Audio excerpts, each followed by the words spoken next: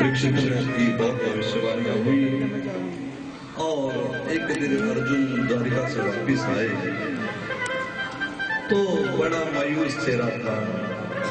युधिष्ठिर ने पूछा कि तुमसे कोई गलती बन गई है, क्या हो गया, मलिन क्यों, चिंता है कोई, क्या कोई पाप बन गया है तुमसे, गलती बन गई तुमसे,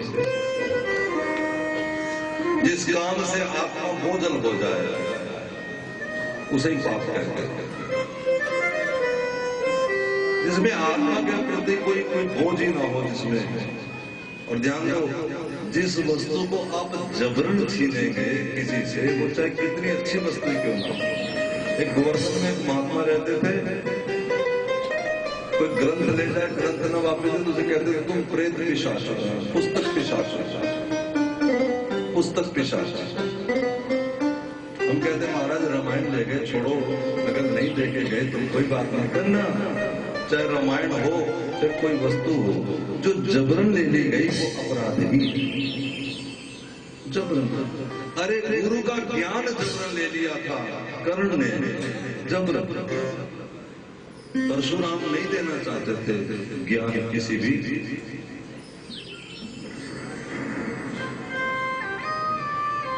विश्वास तो कह दिया कि मैं ब्राह्मण, जबकि नहीं थे वो सूत्र था परशुराम। एक दिन बैठे थे और एक बिच्छू ने काटा कर्ण।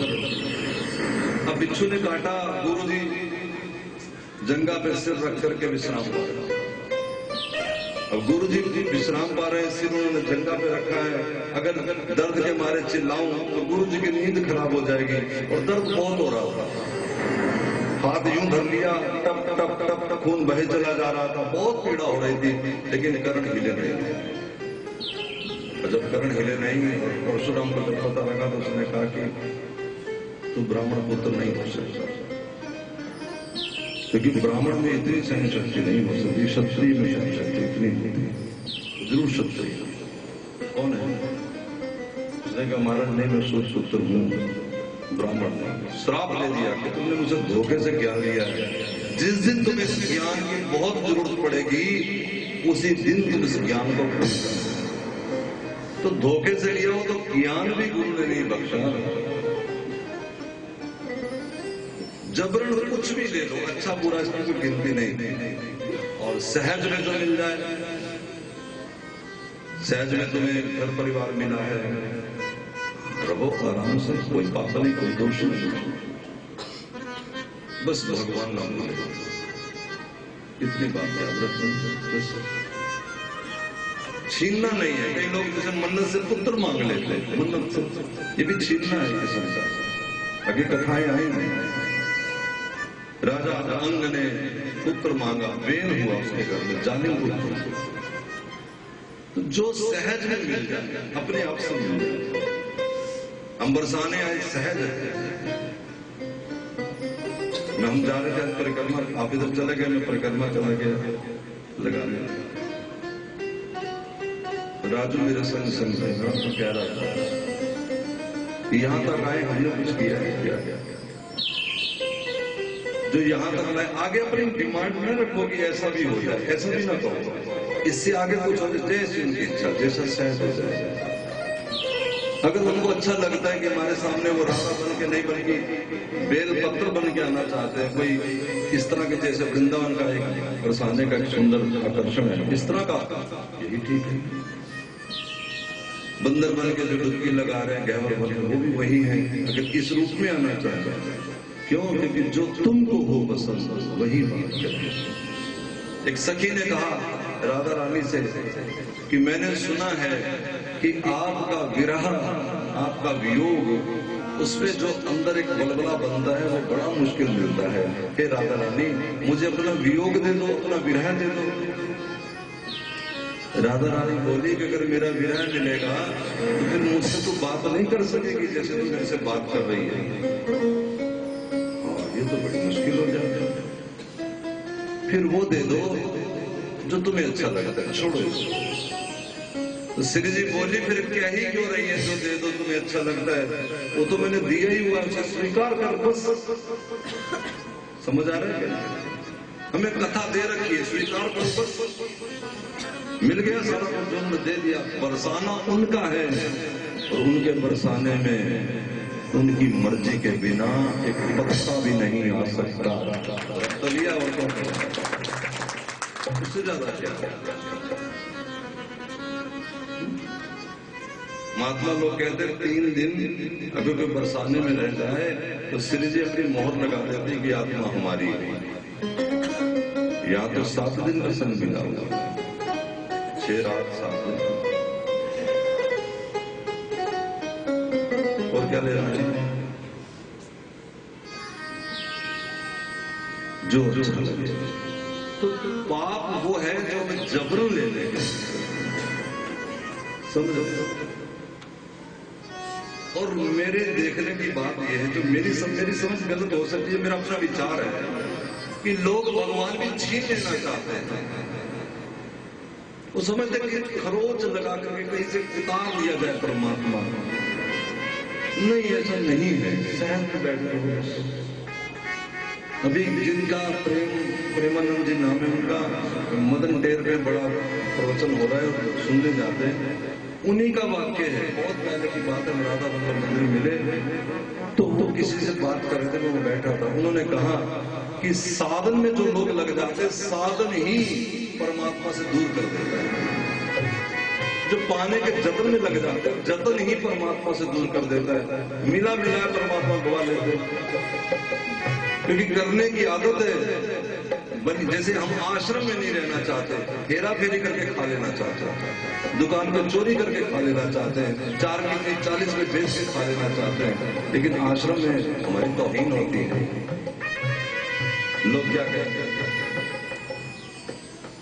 एक बच्चा था हमारे पास रहता, वो जहां जाते हमारे संग जाता, गाड़ी वो चलाता रहता, खाता पीता नाचता करता, और फिर पढ़ने लगा। आगे जाकर पढ़ाई बढ़ी तो मैंने कहा कि छोड़, भजन कर, पढ़ के क्या बनेगा? ऑफिसर बन के क्या लेगा? कार। तो कार तो पहले मेरे नीचे भगवान ने दे रखी, और क्या लेगा? नहीं समझ। लेकिन मिली मिलाई चीज पसंद नहीं होती, इसलिए करने के चक्कर में वो मिली चीज भी गवा लेते हैं, और आगे तो जो मिलेगा तो भगवान ही मालिक। तो मैंने फिर वहीं बैठा था, मैंने पूछ लिया तो फिर क्या करेगा? उन्होंने कहा कि जिनको मिला हुआ है उनका संग है, बस कुछ भी नहीं करना, क्योंकि ये तो संक्रामक रोग है। समझ रहे हो? कहते हैं इन्फेक्शन हो जाता है। ये जो भगवान की भक्ति का रोग है, ये तो इन्फेक्शन होता है। जिसको लगा हुआ है उसके साथ रहो, तुम्हें भी लग जाएगा। बस ये तो रोग है, इसमें कुछ करना है नहीं कि कोई दवाई खाएगा हो सकता ठीक हो जाए, और ठीक ही आगे गलत माना जाता है। बात पकड़ में आ गई है कि नहीं? हाँ क्या ना? जो मिला है उसे स्वीकार करो, बस। हम पर कृपा है, मानो। गुरुजनों के संग रहो तो ये मानो कि मुझ पर विशेष कृपा है, बस। बाकियों पे क्या है, इसकी तरफ तुम्हारा ध्यान ही क्यों जाता है? तो अपनी निवेड़ कन और ना लगी तो गठड़ी संभाल छोड़। गुरु के जन जाओ, सोचो कि नजर मेरी तरफ है, भगवान के दर जाओ तो बस मैं हूं, मेरा भगवान। बस तीसरा है ही कहानी। लेकिन हमारा विचार बिल्कुल विपरीत है। उस पर कृपा है, हम पे कृपा नहीं करते। उसकी झोली भर के हमें पता नहीं राधा रानी कब देगी। जैसे मैं वहां भी भागवत हम लेके गए तो अंदर भगवान के दर्शन तो जितना पीछे से बढ़िया होते उतना आगे से नहीं होते, लेकिन भागवत क्योंकि चरणों में लगाएंगे, वहां से लोटा जल भरेंगे, चलो थोड़ा प्रसादी मिल जाएगी तो सब भक्तों में वितरण करेंगे। लेकिन सारी अंदर चलो आगे कोई बात, दर्शन कर ले, पीछे चले जाओ, सोच रहे खरोच लेंगे कहीं से कुछ नहीं, ऐसा नहीं होगा। आरती की थाली छीना झपटी करेंगे, एक आरती घुमा के भगवान अभी मिल जाएगा, नहीं, ऐसा नहीं होगा। वो फिल्मों में होता है, नाटकों में होता है, इधर घंटी बजी, इधर माता रानी प्रकट हो गई। ये जीवन लगते हैं, जीवन कुर्बान हो जाते हैं।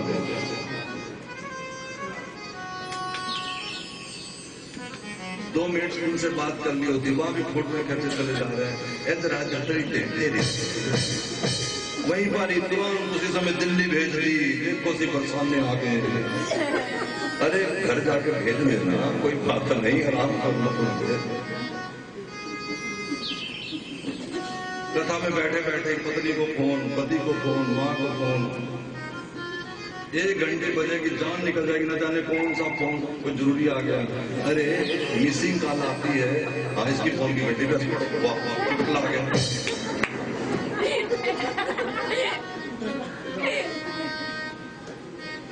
मिसिंग कॉल आ जाती है ना, अब हमारा फोन भी कहीं कहीं पड़ा होगा, हमें कुछ दुख गई, हमें नहीं जानते लोग क्या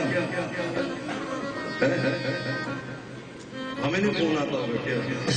और मैं फेसबुक भी चलाता हूँ, व्हाट्सएप भी चलाता हूँ, चला लेंगे 10 मिनट में अंदर बैठेंगे, सारा कुछ कर लेंगे। तो वो भी हर वक्त 24 घंटे से मरे रहो, रात को 15 मिनट बैठ रहा, जितनी मिसिंग कॉल है सबको फोन कर लेना। लेकिन हमने तो करनी इतनी सी ना कि सामने उठा भी ना, उठाना लेके पैसे लग जाएंगे, मरे मरे तो रहते हैं। 5 पैसे का हिसाब करते हैं, वहां जाके 500 रुपए का पिज्जा खा लेते हैं। बड़ी जीत से लोग, मेरे 35 पैसे लग गए, मर जाते नहीं करते अच्छा हिसाब।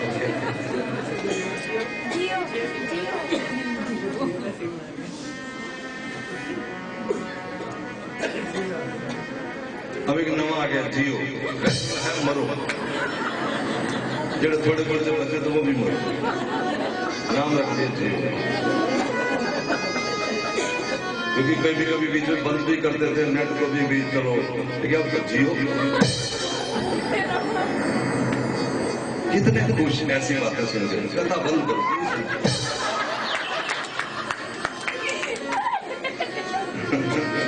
वो तो वृंदावन,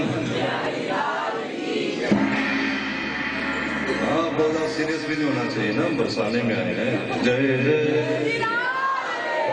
हंसो हंसो, मौज मौज में रहो। हमारे भगत जी खन्ना से आए, बेचारा ने भी टैची रखा, महाराज ने यहाँ बिठा दिया, करे चलिए अभी आए हैं, अभी सांस लिया नहीं, बैठो। मैं वहां होता ना आश्रम में, तो कोई बातचीत में आदमी कहता जल्दी आओ सारे सुन लो। अच्छा मेरी एक आदत है, मेरी दिल में रहता है कि हाय कोई रह ना जाए, जो नहीं आता जल्दी आओ, सुन नहीं सकता, मुझे गुस्सा आता है। हमारी माँ कहती सांस तो लेने दो, ऊपर का सांस ऊपर, तो सांस तो भी गया सांस तो फिर भी थोड़ा थोड़ा सांस आने देती, तो वो भी। देखो ईश्वर की चीज जब आ जाए फट से काम कर लेना, बाकी तो होता रहेगा, बाकी तो होता ही। कोई हमारा मोबाइल छीन रहा है क्या, उसमें कर लेंगे फोन जब आए।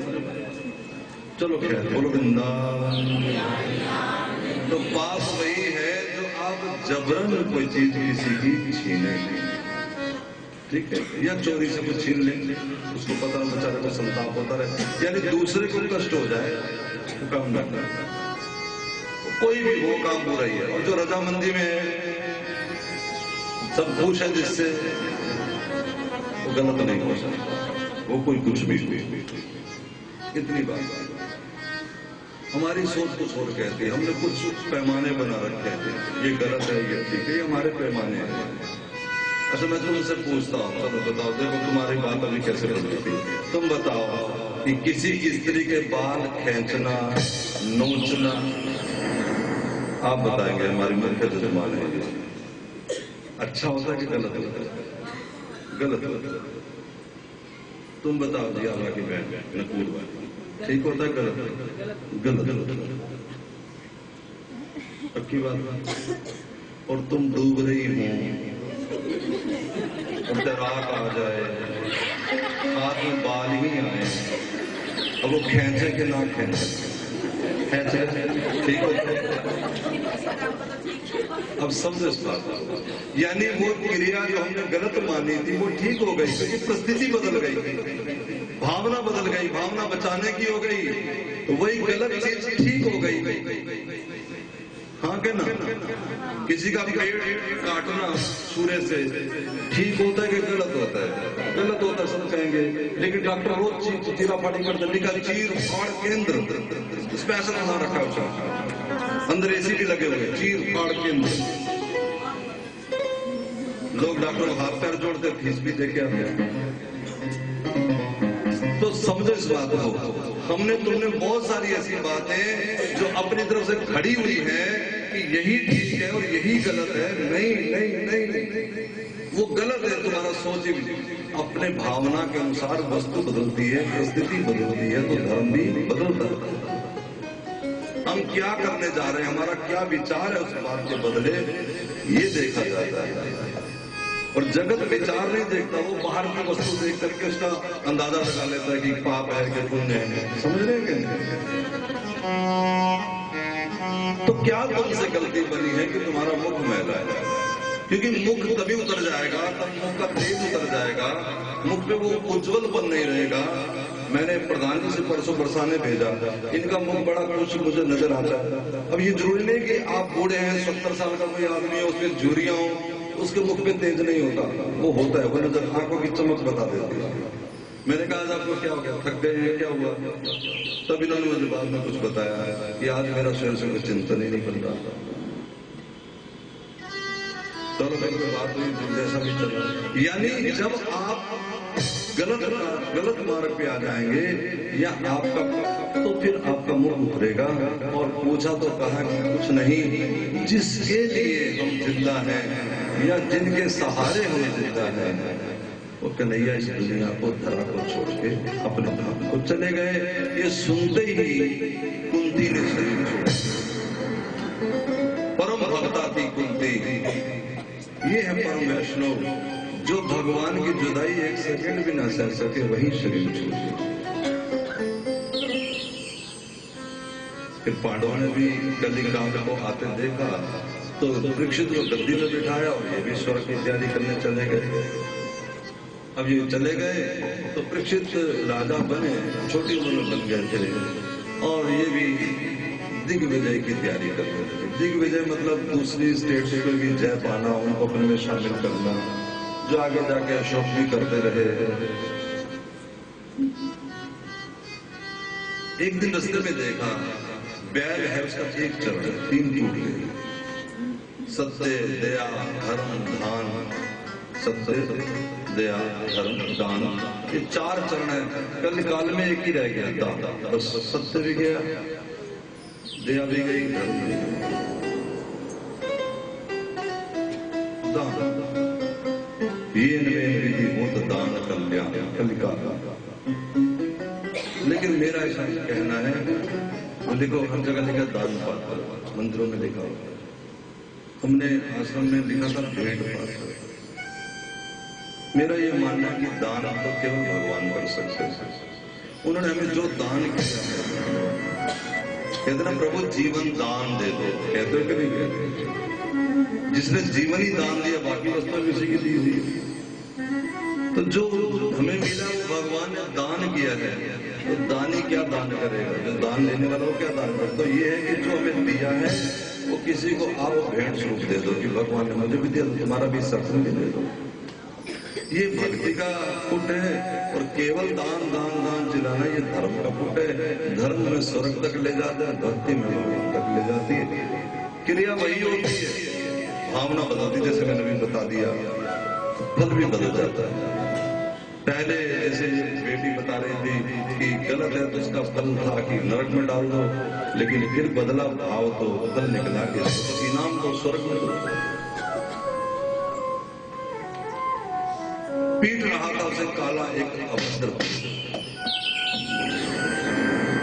बाल उसके विचित्र थे, खड़े बाल थे और दांत पीले थे। जय जय श्री राम, जय जय श्री राम, वृंदावन बिहारी लाल की जय।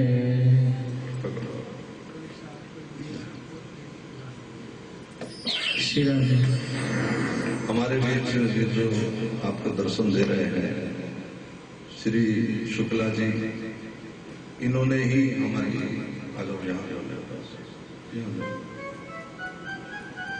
यहाँ जो बरसाना में हमारे पास जगह थी गौशाला के लिए बनाई थी, लेकिन मेरे पास ऐसा कोई नहीं था कार्य करने के लिए आगे व्यक्ति जिसे मैं लगा सकूं गौशाला। मेरे पास इतना कोई हिम्मत नहीं था, क्योंकि मैं कथा में दिन रात रहता हूँ, टाइम ही नहीं मिल पाता है। भगवान मिलाने वाले आपने जोड़ा कि वेबसाइट बनाओ अपनी। मैंने कहा कि आप ही बना लो, मुझसे तो समझती नहीं ना, मैं डाल सकता हूँ उसमें कुछ व्हाट्सएप चला लेता हूँ, ये बहुत बड़ी बहादुरी समझ। तो आपने वेबसाइट बनाई, फिर आपने सब हमारे यहाँ से 10-20 लोग लेकर के उसका एक ट्रस्ट तैयार किया जिसका नाम लिखा हरि प्रिया सेवा